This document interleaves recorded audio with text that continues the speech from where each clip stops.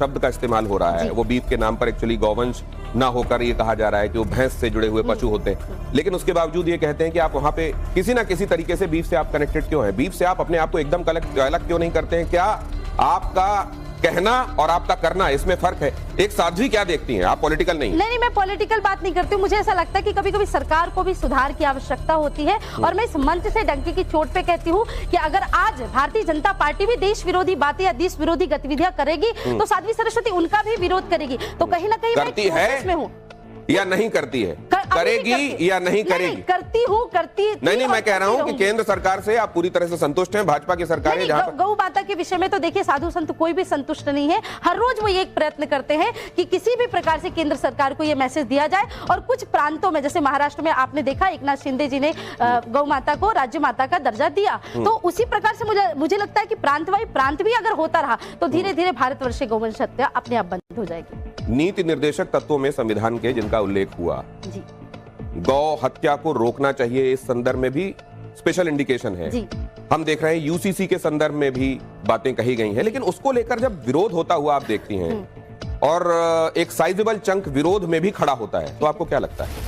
मुझे अब कभी कभी ऐसा लगता है कि विरोधाभास वाले जो लोग हैं ना, मैं अभी सभी से मिली भी, तो जब हमारी बातचीत होती है तब हम बहुत नॉर्मल बात करते हैं, परंतु कभी कभी ऐसा लगता है कि व्यक्ति विशेष को देख करके, समाज को देख करके, मीडिया को देख के या कंट्रोवर्शियल भाव को देख करके लोग अपना स्टेटमेंट थोड़ा ज्यादा चेंज कर लेते हैं। पहला विषय रहा मेरा। दूसरा विषय ये है कि विरोधाभास तो ऐसा हो गया आजकल भारत देश में कि एक व्यक्ति यहाँ पे इस पल्ले पे बैठा है, भारतीय जनता पार्टी ने राम मंदिर बनाया, अच्छा दूसरी पार्टी कह रही है राम मंदिर का हम विरोध करते, उसको समझ भी नहीं आ रहा है कि भाई तुम कर क्या रहे हो?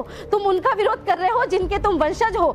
तो मुस्लिम पक्ष तो बहुत दूर की बात है, यहाँ तो हिंदू ही अपने घर में जयचंद बने बैठे हैं, रामलला के बुलावे पे, निमंत्रण पे वहां पे नहीं जा रहे हैं। तो विरोध तो ये हो गया है कि भाई अगर ये फला राइट विंग ने ये कहा है तो हमको कोई भी अच्छा काम, ये भी अगर वो ये भी बोलेगा कि आपकी माताजी बहुत अच्छी है, तो वो ये सोचेंगे कि मैं मेरी माताजी में 4 बुराई निकाल के कैसे बता दूं। नहीं, लेकिन उनका ये कहना है कि आप ये बताइए कि राम सबके भीतर है, हाँ, या राम सिर्फ मंदिर में? अगर सबके भीतर है तो मैं अपने अंदर उतर कर भी राम का ध्यान कर सकता हूं। मंदिर जाने पर ही मुझे सर्टिफिकेट राम भक्त का मिले, ये क्यों आवश्यक है? ये कहते हैं। देखिए, मंदिर जाने पे राम भक्त का सर्टिफिकेट नहीं मिलेगा तो फिर आप अजमेर शरीफ क्यों जा रहे हैं? वहां जाके आपको सर्टिफिकेट मिल रहा है क्या? आप इतने सारे जो टोपी पहन के जालीदार घूम रहे हैं, जगह जगह पे चादरें चढ़ा रहे हैं, और फिर अपनी मूवीज और फिल्मों में ये बात बयानबाजी करते जा रहे हैं कि शिव जी के ऊपर दूध मत चढ़ाइए, और फिर आप जब जैसे ही ठंडी आती है और फिर कंबल बांटना शुरू कर देते मजार पे चढ़, तो मैं भी बोल सकती हूँ ना यहाँ पे कि शिव जी पे दूध मत चढ़ाइए। आपने बोल दिया, चलो हमने मान लिया नहीं चढ़ाते, तो मत चढ़ाइए मजारों पे चद्दर। आप इतनी ठंडी है तो गरीबों में वो चद्दरें बांट दीजिए, दोनों का इक्वली होना चाहिए ना। अच्छा, कभी आपको ये लगता है कि मैंने अमुक चीज कही थी उसका मुझको पछतावा है? मुझे नहीं, किसी चीज का नहीं। मैं जो भी बात बोलती हूँ पूरे होशो हवास में बोलती हूँ। आपको मैं सच में बताऊं, अभी आप मुझे कभी जानेंगे तो मैं एक ऐसे परिवार से जन्मी हूँ जहां मुझे काखा गाघा बाद में लिखना आया था, श्री गणेशाय नमः लिखना पहले आया है। तो मेरी जो विचारधारा रही है वो भारतीय जनता पार्टी और ये सब विचारधारा नहीं है। मेरी विचारधारा एक संघ की विचारधारा है, और संघ एक ऐसी शक्ति है जो पूरी दुनिया में संस्कारवान, शांतिवान और गुणवान बनाने का काम। संघ में ही जब संघ प्रमुख ये कहते हैं, और इसके बाद मैं अपने मेहमानों की तरफ जाऊंगा, इसको ओपन करूंगा। संघ प्रमुख ये कहते हैं कि बहुत सारे लोग राम मंदिर के निर्माण के बाद अब अलग अलग तरीकों से अपने आप को हिंदुओं का अगुआ, उनका नेता बनाने की कोशिश कर रहे हैं, और ये ठीक नहीं है। इसको आप कैसे देखते हैं? देखिए, सबसे पहली बात, जहां पर मैं संघ कहती हूँ वहां पर पूरा संघ आता है, एक एक प्रचारक आता है, एक एक कार्यकर्ता आता है, सह कार्यवाह से लेकर के नगर कार्यवाह तक सब कुछ आते हैं। उसमें मेरे सबसे बड़े आदर्श हेडगेवार जी और पूज्य माधवराव सदाशिवराव गोलवलकर गुरुजी रहे। मैंने पहला ही जो एक वाक्य पढ़ा था उनका 8 या 9 वर्ष की उम्र में सुना था कि हिंदवा सहोदरा सर्वे न हिंदू पतितो भवेत, मम दीक्षा हिंदू रक्षा मम मंत्र समानता। ये संघ की विचारधारा है और उस विचारधारा से हम प्रेरित है। रही बात मोहन भागवत जी की, वो परम पूजनीय है, हम उनकी विचारधारा से भी चलते हैं, उनकी भावना और बातों को भी मानते हैं, परंतु कभी कभी समय, देश काल, परिस्थिति के अनुसार हम जरूरी नहीं कि उनकी हर बात से सहमत हो सके। तो कुल मिलाकर ये न सिर्फ ओपनिंग रिमार्क बल्कि शुरुआत में ही मैंने वो तमाम सवाल जो नटशेल में साध्वी सरस्वती और उनके इर्द गिर्द चलने वाली तमाम बातों को संजोते हैं, उसको मैंने आपके सामने रखा। अब इसको ओपन करता हूं, और सबसे पहले फाजिल भाई, आप किन बातों को आप नोटिस कर रहे हैं और किस में आप समझते हैं? और मैं एक चीज और देख रहा हूं कि आज फाजिल साहब के पास वाल्मीकि कृत रामायण के कुछ अंश जो हैं फोटोकॉपी में जरूरत भर को। और अभी कुछ देर पहले उनसे बात हो रही थी तो वो कह रहे हैं कि आजकल मैं इतना अध्ययन कर रहा हूं हिंदू धर्म ग्रंथों का कि मेरे घर में ये कहने वाले हैं कि कह रहे हैं लोग कि कन्वर्ट हो रहे हो क्या। हम तो स्वागत करते हैं घर वापस। सबसे पहले मैं एक सवाल पूछना था साध्वी जी से, आप ब्राह्मण हैं? जी ब्राह्मण कुल में पैदा हुए? जी जी जी। आपने एक सरस्वती वंदना सुनाई। मुझे लगता है कि सनातन धर्म के शुरुआती दौर में सरस्वती जी थी, लेकिन उन्होंने सरस्वती का देश होने के बाद भी यहाँ के मूल निवासी दलित, ओबीसी, एससी, एसटी को शिक्षा का अधिकार नहीं दिया। हमें शिक्षा कब मिली? जब सावित्रीबाई फुले हमारी सरस्वती आई। सावित्रीबाई फुले जब इस धरती पे आई तब दलितों को, पिछड़ों को, आदिवासियों को, मुसलमानों को, मुसलमान तो अब हुए, शुरुआत में ही बांटने का काम आपने शुरू कर दिया। देखिए, हमने कहा सरस्वती होने के, ये ब्राह्मण है ना, इसलिए इनकी सोच, इनकी परवरिश अलग है। मैं सनातनी हूँ, सुनिए, मुझे ब्राह्मण आप बता रहे हैं, मैं सनातनी हूँ। अखिलेश यादव को तो हिंदू नहीं मानती जी, क्योंकि वो ओबीसी है, बिल्कुल हिंदू है, क्यों नहीं है? गंगा जल से वो नहीं मानते होंगे अपने आप को। एक मिनट जरा, हमारा पूरा नंबर। आप उन्हीं भर को हिंदू मानते हैं क्या? नहीं, सिर्फ ब्राह्मण। नहीं, आपने एक नाम लिया, आप उन्हीं भर को हिंदू मानते हैं? सिर्फ ब्राह्मण के अलावा परशुराम जी ने।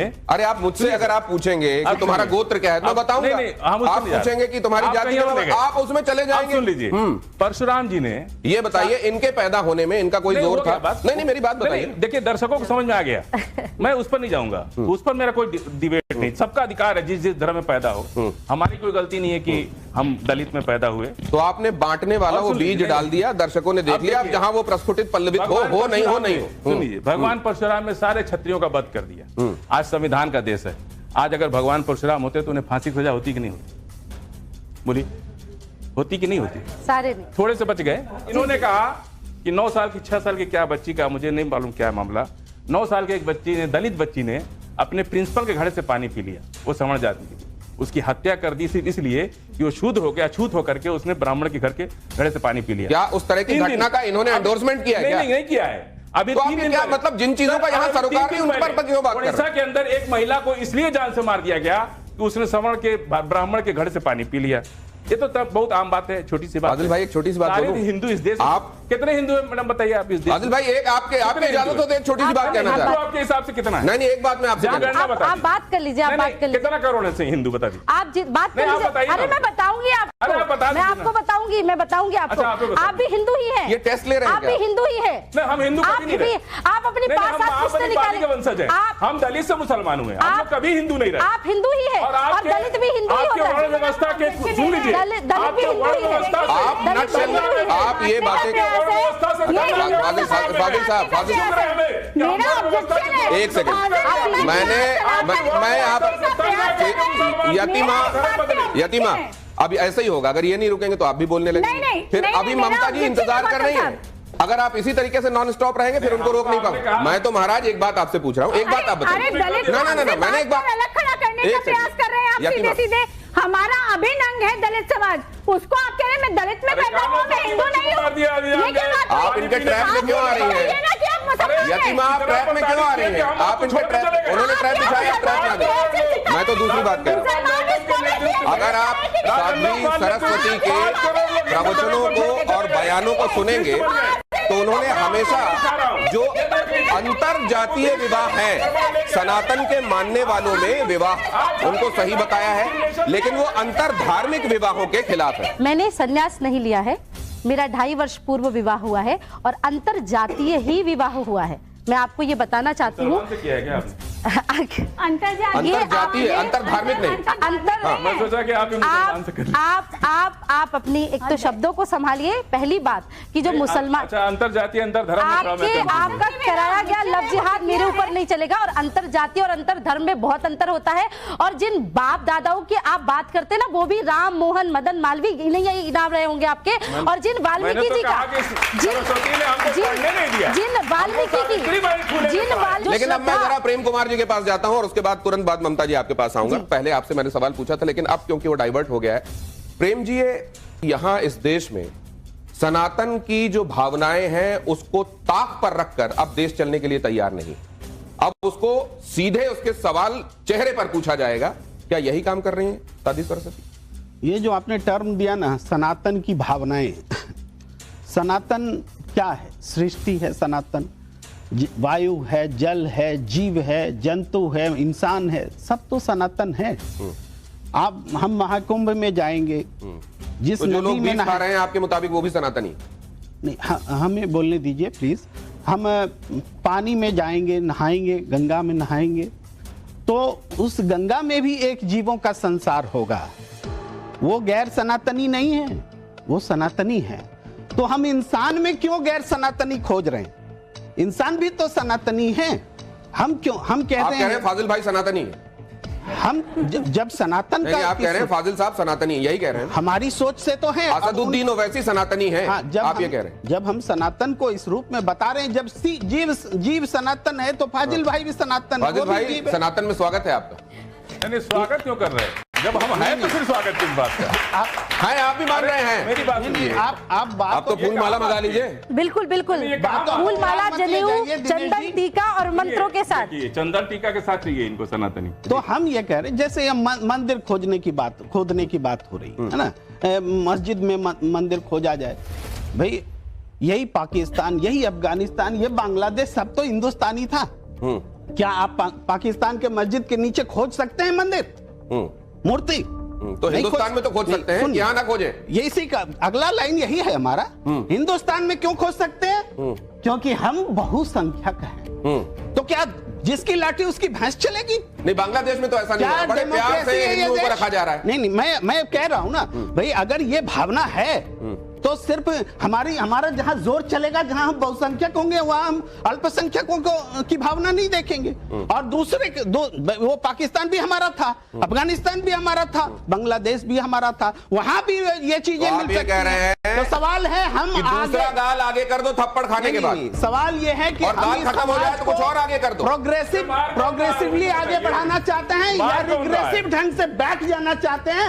हिंदू मुसलमान करना चाहते हैं, इंसान में लड़ाना चाहते हैं। आज हम प्रेम कुमार हिंदू है, कल को अगर इस्लाम धर्म कबूल कर लेता है तो आप हमको अलग तरीके से व्यवहार करेंगे।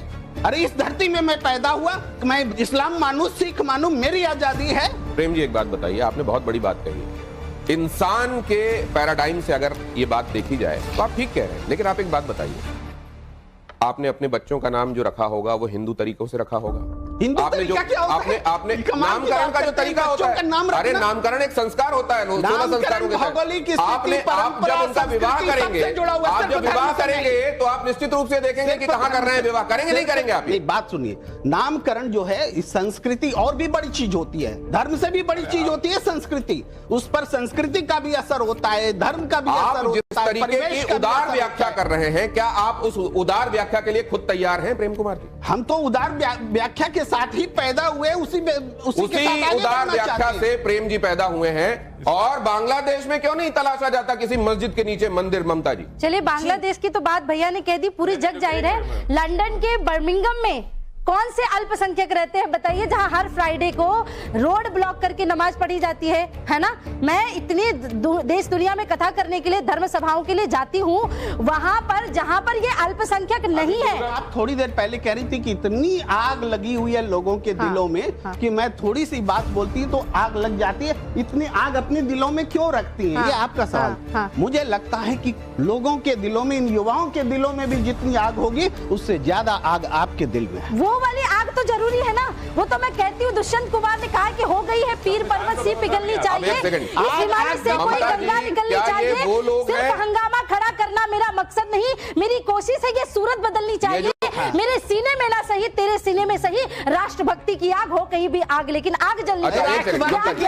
राष्ट्रभक्ति क्या होती है? ममता जी आपके साथ थोड़ा अन्याय हुआ है, कुछ देर से पहुंच पा रहा हूं, लेकिन आपके पास अब बहुत सारी बातें आपके कानों तक पहुंच चुकी हैं। क्या एक टिप्पणी अभी फाजिल भाई की आई कि आपको संविधान में भरोसा नहीं है, क्या साध्वी जी जैसे जो लोग हैं वो संविधान में भरोसा नहीं करते? जी दिनेश जी बहुत बहुत धन्यवाद, आपको मेरा प्रणाम साध्वी जी। और उम्मीद ये करूंगी मेरे दो भाइयों से कि जैसे मैं इनके टाइम पर शांतिपूर्वक सुन रही थी वैसे ये सुने। देखिए सबसे पहली बात यह है कि जो भारतवर्ष के अंदर या विश्व भर के अंदर सनातन धर्म की बात करता है, सनातन सभ्यता की बात करता है, उसका मतलब जो ये लोग निकालते हैं, कुछ लोग तथाकथित लोग, कि उनको भारत के संविधान पर भरोसा नहीं है, इससे ज्यादा बेमाना बात हो ही नहीं सकती है, हो ही नहीं सकती है। क्योंकि यह देश भारतवर्ष आज भी मोदी जी के नेतृत्व में भी संविधान से चलता है ना। तो सरस्वती जी उन्होंने आपने आप नहीं, आप बीच में नहीं बोलेंगे, पूरी बात सुन लीजिए, आप इंटरजेक्शंस दीजिएगा, ये बीच में नहीं बोलेंगे। हथियार रखने की बात उन्होंने क्यों बोली? क्योंकि जो लोग शस्त्र उठाते हैं उनको शास्त्र भी आता है, और हमको इस देश के अंदर हमारी संस्कृति इस बात की गवाह है कि शास्त्र और शस्त्र दोनों की ट्रेनिंग दी जाती है, उसमें कोई बुराई नहीं है। ये शस्त्र वाली बात पे इतनी सफाई जब देनी पड़ रही है तो मैं ये भी जानना चाहता हूं कि घरों के ऊपर पत्थर रखना ठीक है क्या? एब्सोल्युटली, मैं उस पे आने वाली थी और मैं यहां पर यही उस पर मैं आऊंगी। आपने बहुत बढ़िया प्रश्न उठाया है कि जब भी सनातन धर्म का कोई दुर्गा पूजा का कोई जुलूस निकलता है, रामनवमी पर कोई हमारा जुलूस निकलता है, तब क्या होता है? उन पर पथराव होता है ना। घरों के ऊपर से पेट्रोल बम फेंके जाते हैं, बड़ी बड़ी गुलेल बना दी जाती है भाई 10-10 फीट की, और उनसे सनातनियों पर मारा जाता है। आप खुद सोचिए, क्या ये ओवरनाइट हो जाता है? ये विद इन नो टाइम हो जाता है? प्रेम भाई ने बोला कि सारे सनातनी सारे के सारे एक हैं, तो उन्होंने जवाब एक्चुअली फाजिल भाई को दे दिया, जो ये बोल रहे हैं ना कि नहीं मैं सनातनी नहीं जी, हम तो दलित थे, दलित से मुसलमान हो गए। अरे मेरे बड़े भाई, आप ही के साथी ने बोल दिया कि सनातन के अंदर दलित, ब्राह्मण, राजपूत सारे एक हैं। लेकिन अगर ये साध्वी जी के संदर्भ अभी साध्वी जी और उनके बयान है, तो उन्होंने बार बार ये बात कही है कि मैं ये मानती हूं कि जन्म से सभी शूद्र होते हैं, कर्मों के आधार पर वो अलग अलग स्तरों को। लेकिन अब मैं यतीमा से एक बात नहीं, लेकिन एक चीज, हमारे ही पुरखों ने, हमारे ही ग्रंथों ने ये कहा कि ऐसी वाणी बोलिए मन का आपा खोए, औरन को शीतल करे आपहु शीतल होए। तो साध्वी जी जो बोलती हैं वो शीतल करने वाला होता है, या डिपेंड करता है कि किसके लिए शीतल करने वाला होगा, किसके लिए तेजाबी होगा? नहीं, ये तो हमारे धर्म ग्रंथों में कहा है कि अहिंसो परमो धर्म, धर्म हिंसा तथैव च।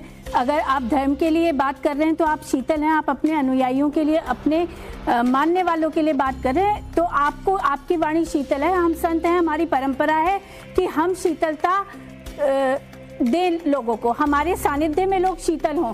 लेकिन अगर आप अधर्म की बात करते हैं, जब इस देश में सत्तन से जुदा के नारे बुलंद करके सत्तन से जुदा कर दिए जाते हैं, कन्हैया लाल और उमेश कोले इसके ताजे उदाहरण है। जब हमारे देश में किसी बेटी को फ्रिज में पैक कर दिया जाता है, जब हमारे ही देश में श्रद्धा बाल करके 35 टुकड़े हो जाते हैं, तो इस शीतल वाणी का क्या अचार डालेंगे हम? तो क्या अचार डालेंगे हम? और जब साध्वी जी ये कहती है, सुनिए फाजिल साहब सुनिए, जब साध्वी जी ये कहती है कि हमारी बेटियों को सशस्त्र होना चाहिए, सबल होना चाहिए, समर्थ होना चाहिए, तो अरे कौन सी 9 साल की बच्ची? फाजिल भाई, वो रिपोर्ट देख लिया आपने जिसमें चंदन वाले मामले में दूसरी तरफ से वकीलों को पैसा देने के लिए बाहर से फंडिंग हो रही है? 1000 सुनिए, देखिए आप देखिए, नहीं आप एक तरफ देखेंगे, एक तरफ आंखें बंद करेंगे, फाजिल भाई, ये ठीक होगा? सुनिए, अदालत की चीजों पर आप टिप्पणी नहीं कर सकते। अदालत की चीजों पर टिप्पणी नहीं है, बाहर से फंडिंग पर, उन एनजीओ पर टिप्पणी है, वो क्या सही है? उस एनजीओ को उस केस में शामिल क्यों नहीं किया गया? मेरी बात साध्वी जी, आपसे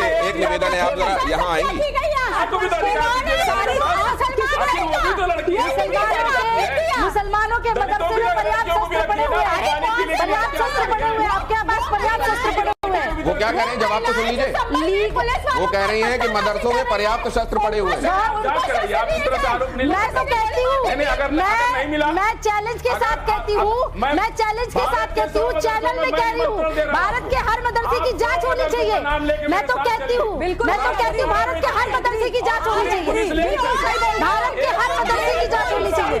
हमेशा की तरह धर्म संकट में कुछ एक ऐसी चीजें जिनमें दो टूक नजरिया सामने आता है, वो सामने रखना चाहता हूं और साध्वी जी का नजरिया उस पर लेना चाहता हूं, उनकी टिप्पणी लेना चाहता हूं।